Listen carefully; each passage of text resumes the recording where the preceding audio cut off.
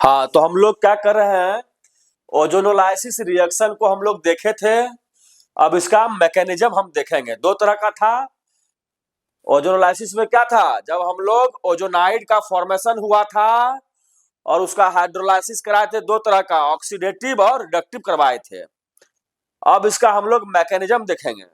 तो ओजोनोलाइसिस में क्या है, ओजोन का एडिशन है। ओजोनोलाइसिस मतलब addition of ozone, addition of ozone to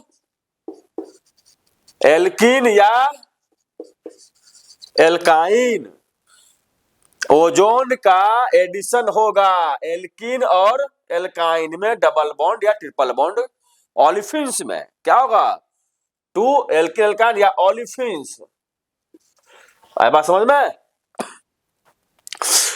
और एरोमेटिक कंपाउंड में भी होगा।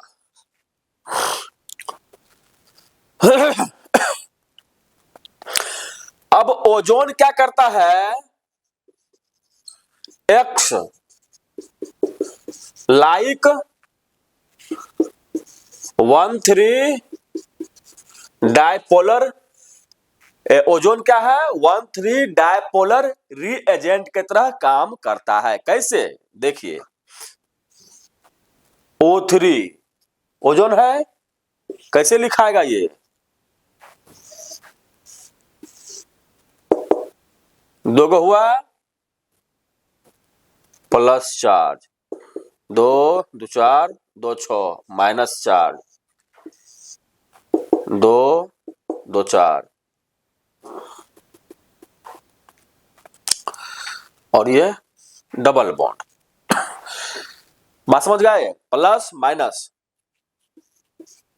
अब क्या लिखाएगा ये, O double bond 2 4 plus minus. है बात समझ में। फिर क्या होगा,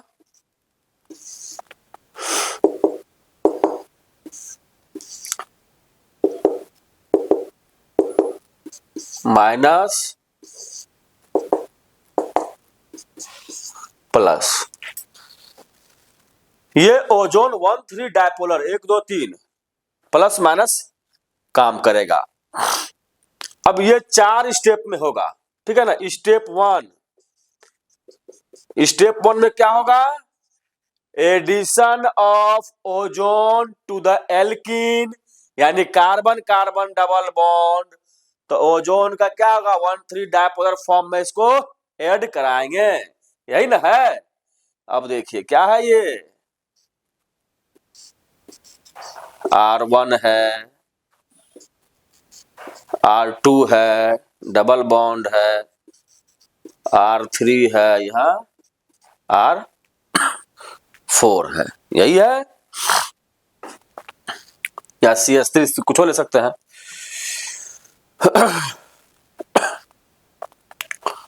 तो क्या हम लोग लिए हैं, इसी फॉर्म में हम लोग इसको ऐड कराएंगे, ठीक बा। O है, प्लस है ये, डबल बॉन्ड O, ठीक बा, 2 2 4 2 6 माइनस, ठीक है। एडिशन कैसे होगा भाई मेरे, इसमें आएगा, यहां आएगा, और ये इस पर आएगा। आए बस समझ में। ये क्या बनाएगा,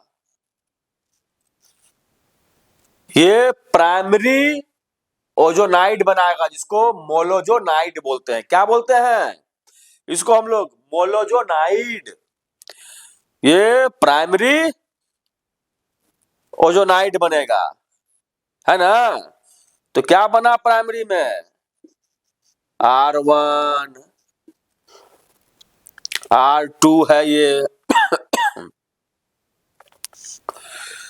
0 है, 0 है।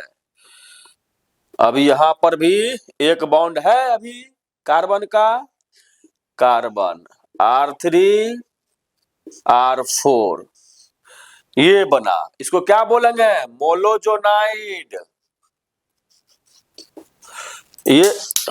ये अभी क्या है?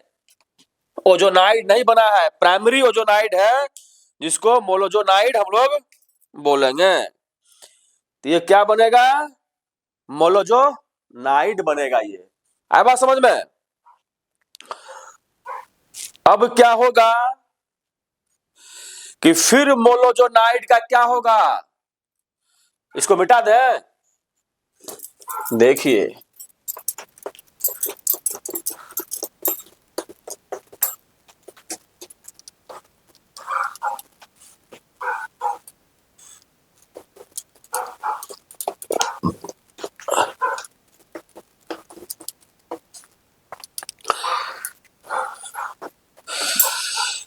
ये जो स्टेप 2 होगा, अब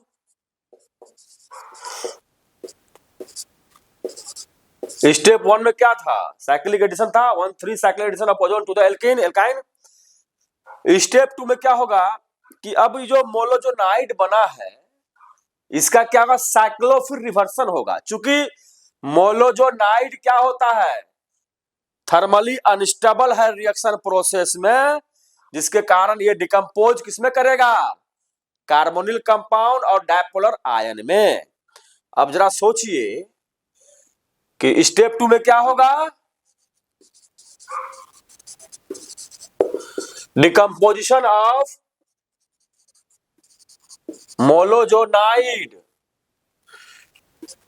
into carbonyl compound and dipolar ion में। आई बात समझ में?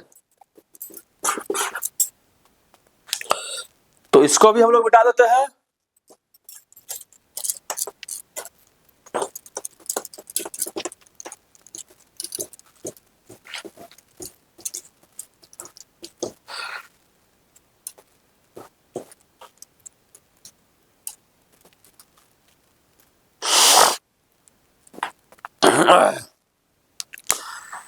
तो क्या था? मोलोजोनाइड था, यही ना था जी?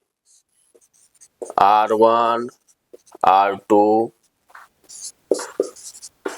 R3, R4 था।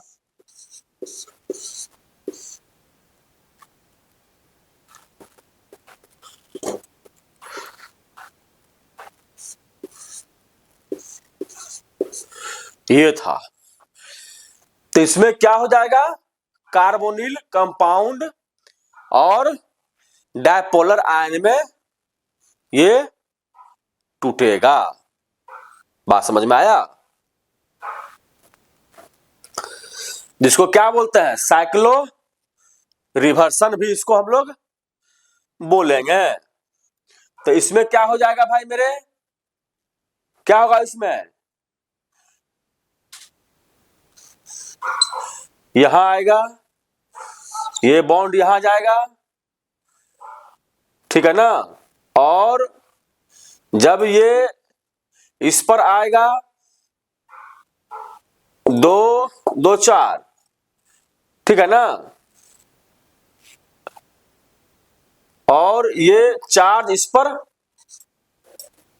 ट्रांसफर होगा फिर, ठीक है?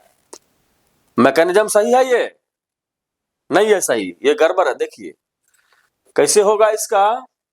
कार्बोनिल कंपाउंड बनेगा, ये बॉन्ड यहां आएगा। आया बात समझ में? ये यहां जाएगा। क्लियर है?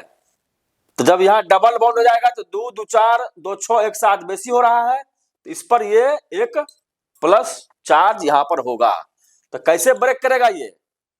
कार्बोनिल कंपाउंड बन रहा है, क्या बन रहा है? देखिए, कार्बन है, R1 है, R2 डबल बॉन्ड, प्लस क्या बन रहा है? ये CR3R4 है, कार्बन कार्बन डबल बॉन्ड, ये क्या हो गया? कार्बन कार्बन डबल बॉन्ड, समझ गए। और ये जो चार्ज यहाँ आएगा तो माइनस, यहाँ प्लस, तो यहाँ पर प्लस और यहाँ पर माइनस। ये हमारा क्या हो गया, डायपोलर आयन। और ये क्या हो गया, कार्बोनिल कंपाउंड बना। अब क्या होगा, स्टेप थर्ड होगा। स्टेप थर्ड में क्या होगा, मैकेनिज्म को समझिए आप लोग बढ़िया से, मैकेनिज्म को ध्यान से देखिए, तभी बनेगा आपका रिएक्शन मैकेनिज्म। एक भी स्टेप छूटेगा समझ में नहीं आएगा, थोड़ा सा पिकुलियर है इसका। स्टेप थर्ड, अब क्या होगा, एडिशन। फिर क्या होगा, कैसा, साइक्लो एडिशन। एडिशन कैसा, cyclo addition of carbonyl compound and dipolar ion, यही दोनों का क्या होगा, फिर से एडिशन होगा। तब इसको हम क्या करेंगे, तो बढ़िया से लिखते हैं, फिर देखते हैं। ओ 2 2 4 2 6 2 8, ठीक है। ये क्या हो गया, R1 R2, यही ना है, अब प्लस ये हमारा कंपाउंड है।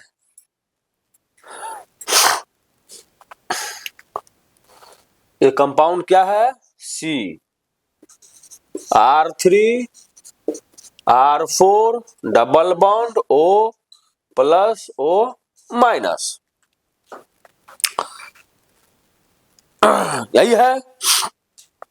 अब क्या हो रहा है, देखिए, ये माइनस चार्ज यहां अप्रोच किया, डबल बॉन्ड यहां आएगा एक, और ये जो है प्लस है ये न्यूट्रलाइज करेगा, यही ना हो रहा है।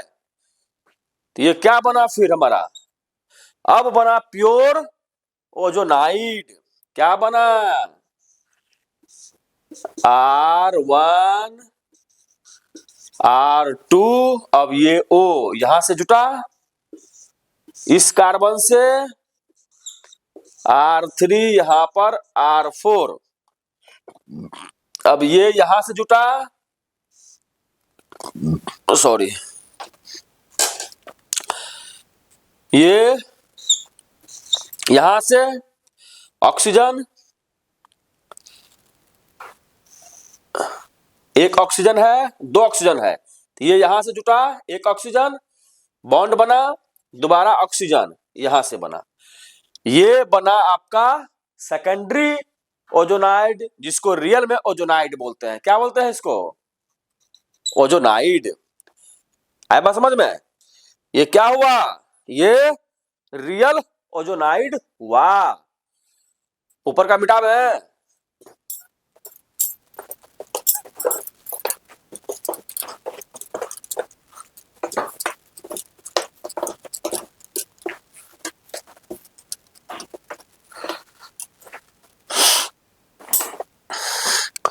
ये जो ओजोनाइड हुआ, अब इसी ओजोनाइड का स्टेप 4 में क्या होगा, हाइड्रोलाइसिस होगा। इसका क्या होगा,